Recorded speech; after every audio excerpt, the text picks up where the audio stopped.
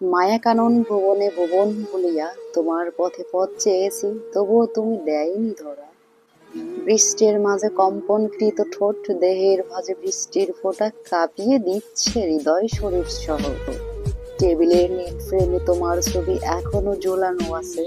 মাঝে মাঝে হঠাৎ আসা অতিথিরা প্রশ্ন করে বসে, কে এই ঝুলন্ত ছবির মালিক?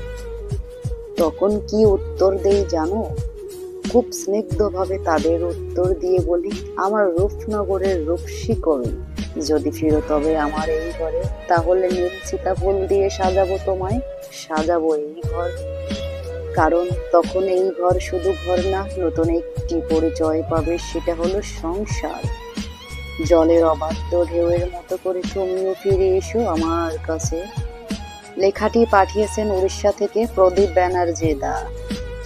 সবাইকে শেষ বিকেলের শুভেচ্ছা।